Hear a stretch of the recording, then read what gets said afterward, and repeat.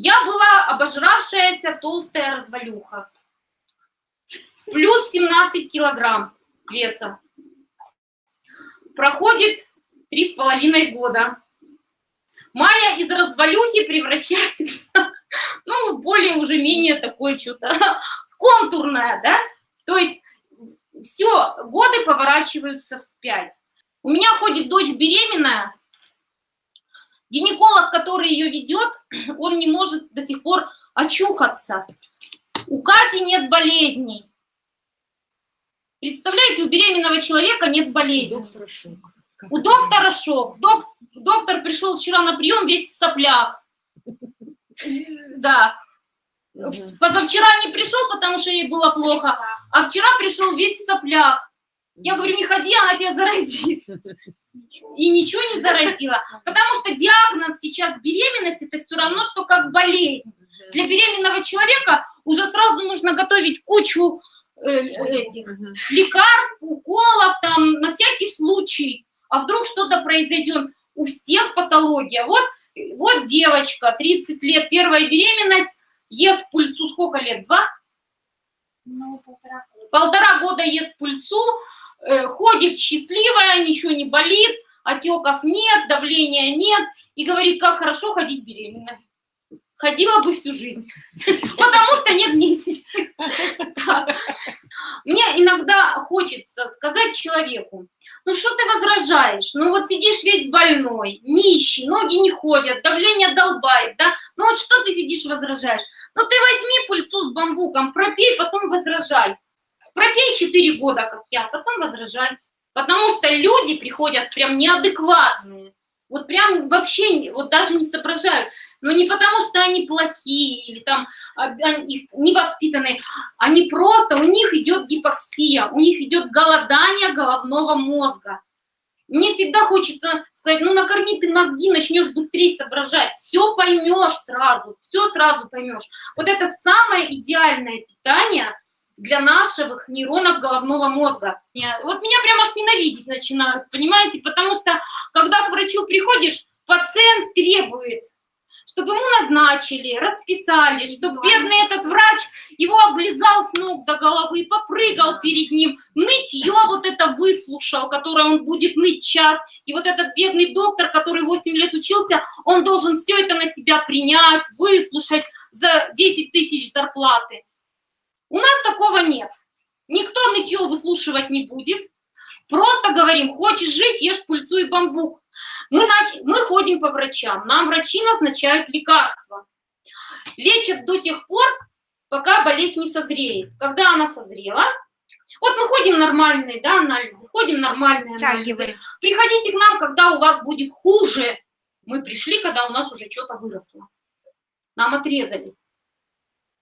И нас отправляют обратно домой и назначают нам пожизненные лекарства. Обязательно это надо есть.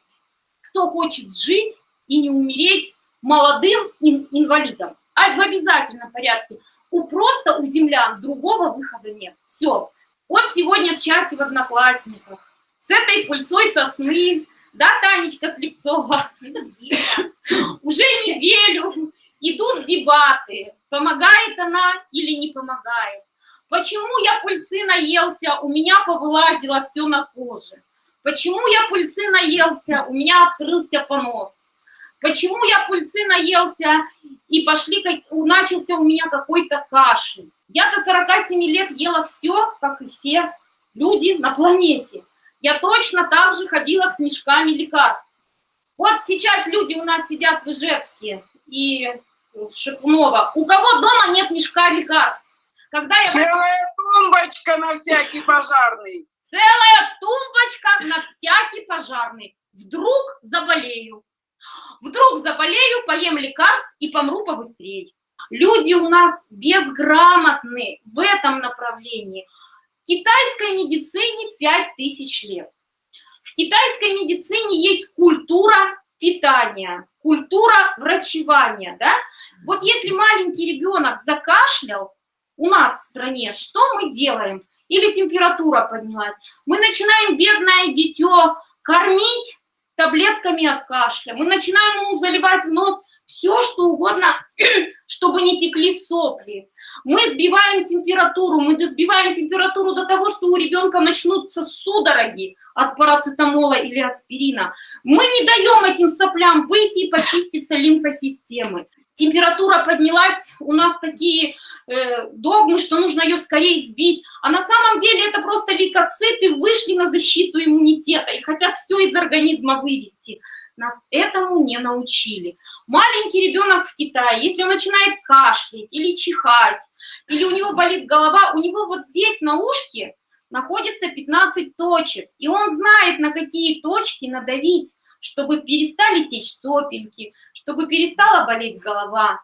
Вообще нет ни у одной компании мира нет вот этого золотого чудесного продукта, которым кормят в Китае самого дорогого человека. Самый дорогой человек для китайцев – это ребенок. Ну, часто очень вообще обращаются. Вот мне уже отрезали желчный, мне уже отрезали матку, мне уже отрезали щитовидку. Что мне делать? Вот я ехала в поезде, мне 51 год. Со мной ехала женщина, ей 42 года. 42 года, у нее нет яичников, у нее нет щитовидной железы, у нее нет матки. При этом она родила ребенка без щитовидной железы с одной почкой. И она мне рассказывает, как она питается. Ну, я не буду говорить, где она живет. Она питается со своего огорода. Все, вот все полезное ест. Вроде бы все нормально. Почему человек болеет? Если бы я не пришла в новую эру, я бы ничего не узнала о здоровье. Я бы продолжала есть все то же самое и мешками лекарства. Вы знаете, самый мой любимый был препарат – это спазмолгон и антипал. У меня постоянно болела голова. Постоянно. Вот этих два препарата, я их сожрала столько, я не знаю, как выдержала моя печень. Потому что я не знала уже, что делать. Вот приходишь, тебе назначают лекарства, а ты ешь и ешь. Ну, чтобы быстро не умереть и чтобы быстро не вылечиться, да, чтобы я всю жизнь носила деньги в аптеку. Мы возьмем в среднем. Вот я могу еще прожить лет 30. Я могу превратить этих 30 лет в возраст счастья, жить активной, полноценной жизнью, ходить на танцы, ходить изучать английский язык, ездить путешествовать, хорошо выглядеть, красиво одеваться, ходить нравится мужчинам, да? Я могу превратить еще этих 30 лет вот в такой активный, классный образ жизни. Могу, поверьте мне. Человек все может сделать со своей жизнью и со своим телом. Потому что дети у меня выросли, никого нянчить не надо, памперсы не надо, готовить никому не надо, потому что я уже почти ничего не ем. Но я могу 30 лет превратить в страдания. Но я могу превратить свою жизнь в ад. Я буду болеть, страдать, мучить всех окружающих, ныть, на всех обижаться. То есть я могу 30 лет, которые мне еще природа дала, прожить сумасшедшую, классную, счастливую, замечательную жизнь или мучить всех, страдать, болеть, агрессировать и все такое прочее. Вы понимаете, да, о чем речь? Вот сделайте для себя выбор. Или вы будете болеть, страдать, всех мучить, и еще, и не дай бог, упадете больные, кривые, инвалидами на руки своим детям. И дети будут сидеть и ждать, когда вы помрете, потому что вы уже всех измучили.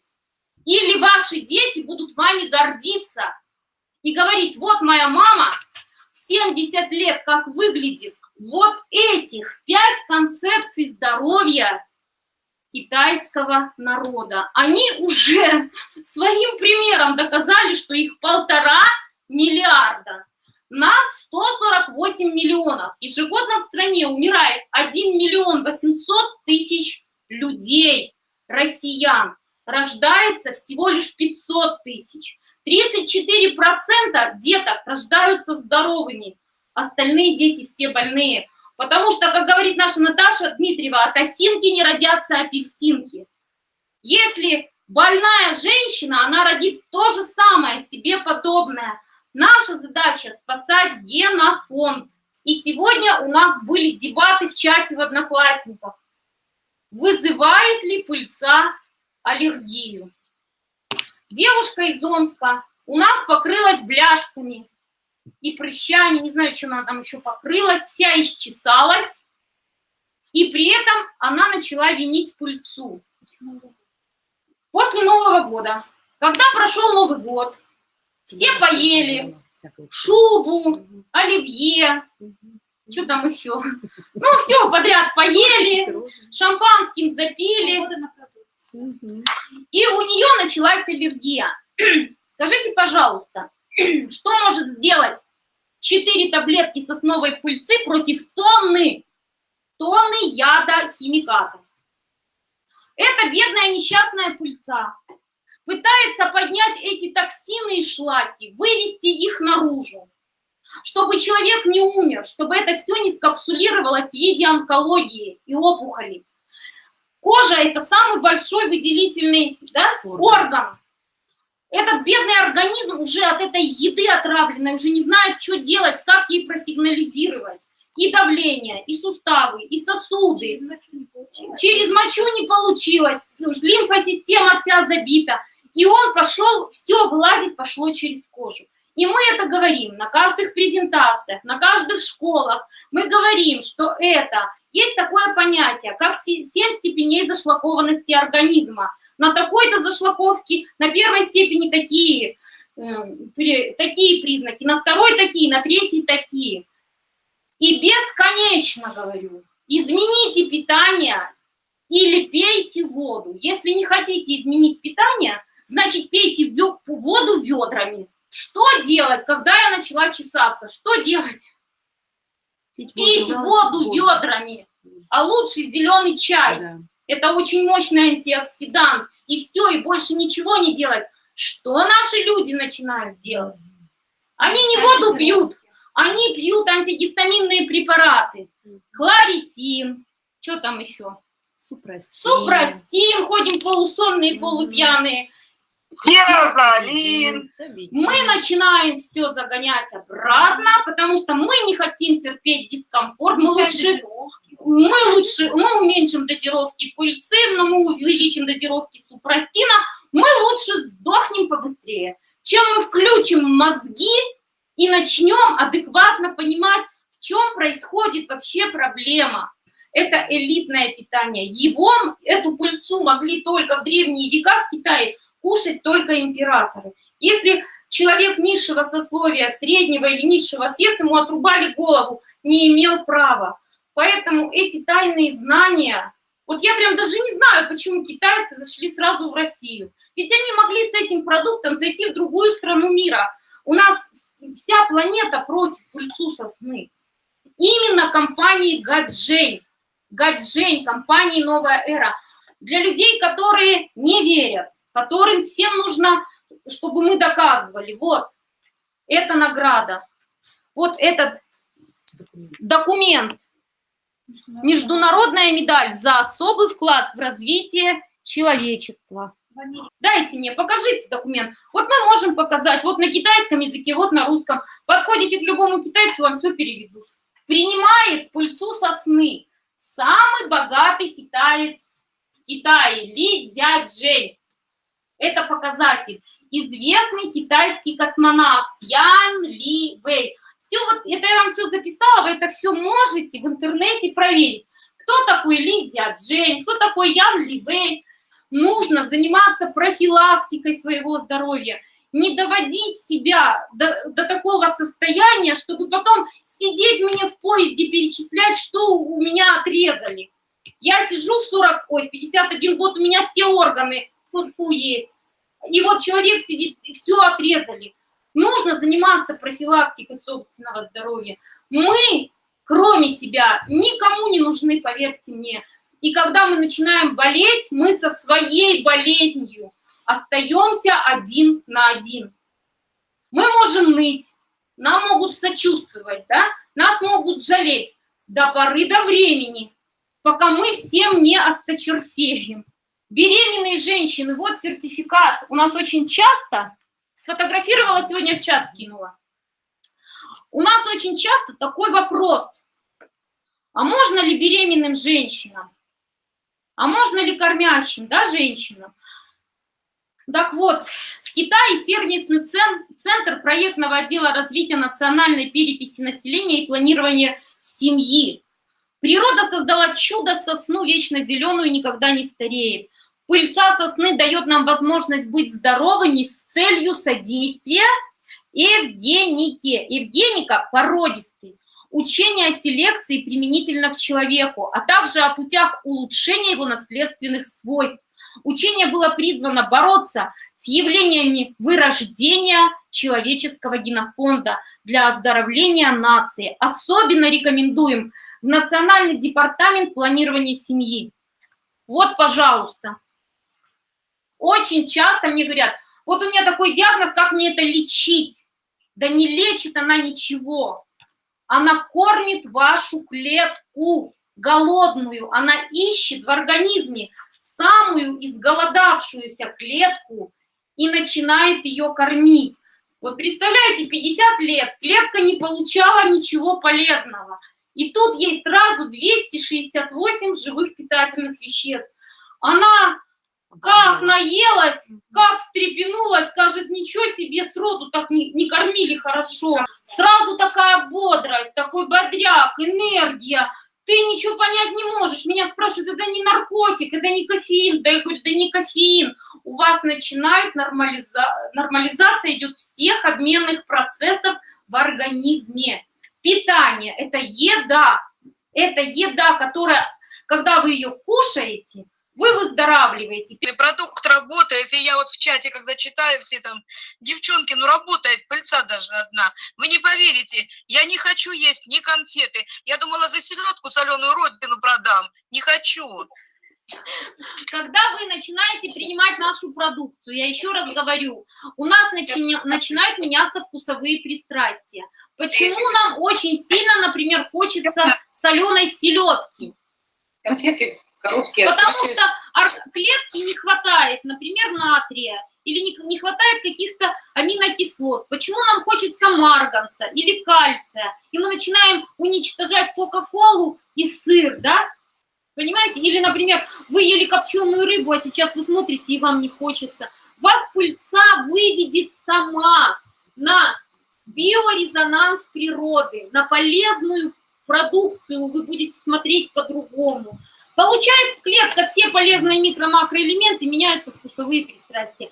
Ребята, как приятно получать такие деньги. Вы просто не представляете. Ведь все начиналось когда-то с 20 тысяч рублей, потом все увеличилось, сейчас это уже более 100 тысяч рублей. Девочки, просто слушайте, что говорит Майя. Все это внимайте, все это делайте, кушайте этот продукт, приглашайте людей, и будет вот такая еще и больше зарплата. Только иногда в свой адрес слышу, что ах, такая рассекая, пыльцу хвалит, говорит, что все лечит. Один раз про меня вообще сказали, что вот эта Майя с новой эрой, у нее с головой проблемы, она хочет спасти весь мир.